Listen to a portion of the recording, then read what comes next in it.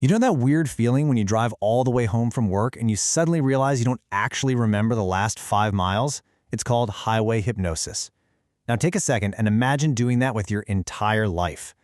Are you actively discovering who you truly are, or are you just going through the motions? Look, we all experience moments where we wonder why we react in specific ways.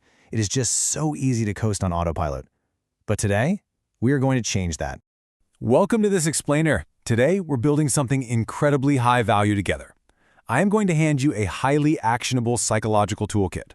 We're going to take a really profound look at the architecture of your inner world, because by the end of this, you are going to have concrete, proven frameworks to design your authentic self, handle any internal conflict, and unlock an absolutely new level of resilience.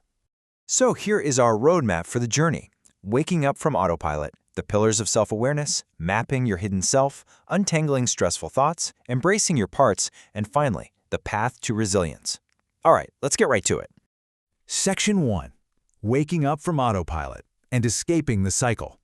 The problem so many of us face is merely existing. We wake up, we react to whatever stresses us out that day, we go to sleep, and we repeat the whole thing tomorrow. But as Oprah Winfrey points out, if we are truly committed to growth, we literally never stop discovering new dimensions of ourselves. It's an active, ongoing commitment. It requires confronting uncomfortable truths and taking these abstract thoughts and transforming them into tangible insights for your personal evolution. Now, yeah, it can be a difficult journey, but it is the only path that actually lets you set goals that genuinely align with the real you. Moving on to Section 2, the pillars of self-awareness, using the rock and water framework. I want you to think of your mind as a house, and any good house needs strong structural support, right? Well, the Rock and Water framework shows us that this mental house relies on 3 absolutely core pillars: emotional self-regulation, self-esteem, and self-reflection. Now, research actually proves that building these specific competencies directly enhances our positive development. When we learn how to dial up positive emotions and dial down the negative ones while also boosting our self-esteem, we see this massive spike in resilience and psychological well-being. Build these 3 pillars, and your house is going to stand strong against literally any storm. Section 3. Mapping your hidden self using the Johari window. Okay, before we can grow, we really have to understand the gap between what we think we know about ourselves and what is actually true. Enter the Johari window. This is a framework that maps out the different levels of knowledge about who you are. Think of your blind self for a second. Maybe you're kind of a micromanager, but you totally don't realize it, yet your entire team sees it clear as day. Then there's the hidden area. Those are the parts you keep a secret from the world. And the unknown area, which is undiscovered by everyone, including you. By actively seeking out honest external feedback and doing some real internal self-disclosure, you shrink those blind spots and you start uncovering hidden talents you never even knew you had. Now, instead of locking your perceived inner monster in the basement, which, let's be honest, is our default human behavior, we need to do what psychologists call shadow work. This means taking those traits you absolutely hate about yourself, like, say, your stubbornness, and realizing that in the right context, that's actually unwavering perseverance. It's all about integrating your shadow self rather than trying to amputate a piece of who you are. Section 4. Untangling your stressful thoughts with Byron Katie's The Work.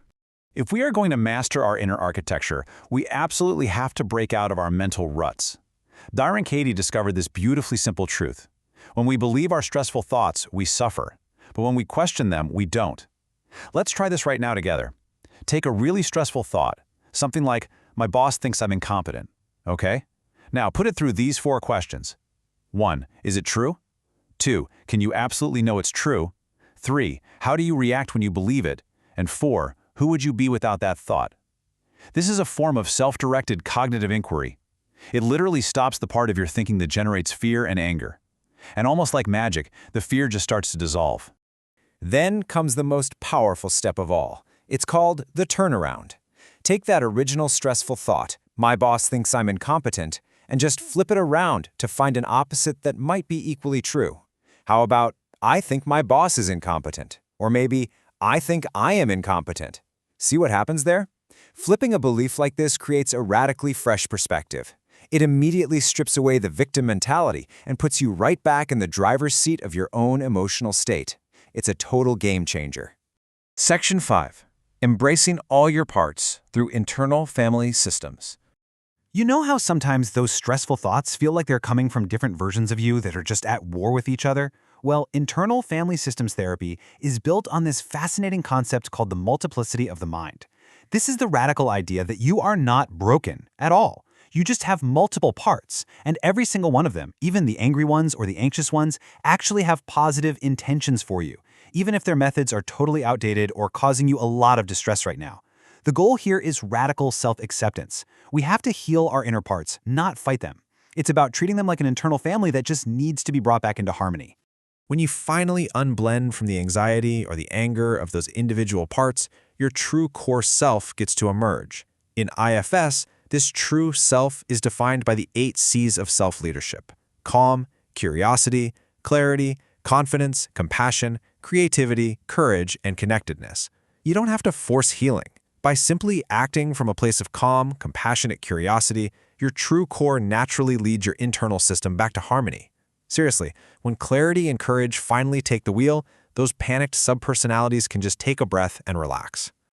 Section 6. The Path to Resilience, Exploring PSYCAP and Flow. So when you wake up from autopilot, you map your hidden self, untangle those stressful thoughts, and you start leading your parts. What is the ultimate reward for all that work? It's flow.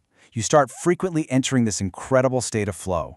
This is that intense state of concentration, whether you're out surfing a literal wave or you're just deep into coding a new project, where your sense of time just completely vanishes. You forget yourself because you become part of something bigger. It's this highly productive, deeply meaningful state where your actions and your performance feel completely authentic and totally fluid. And operating in this authentic, fluid state builds what researchers call psychological capital, or PSYCAP for short. It's basically an unshakable foundation built on 4 criteria: the confidence to tackle huge challenges, an unyielding optimism, perseverance toward your goals, and deep resilience in the face of adversity. This is not just self-help theory, guys. Doing the deep psychological and spiritual work we've talked about today directly hardwires these exact traits into your brain. It creates a literal blueprint for high-performance leadership and a truly, truly fulfilling life. Wow. Okay, we have covered a massive amount of ground in this explainer today, but I want to leave you with one final thought to just kind of let linger in your mind. Who would you be if you finally stopped living on autopilot? What hidden potentials would you unlock if you bravely mapped out your inner architecture? The tools are right here. They are yours to use. To stop merely existing and to actually start your conscious evolution, continue your journey today over at beextraordinary.site. Thank you so much for joining me for this explainer. I really cannot wait to see who you become.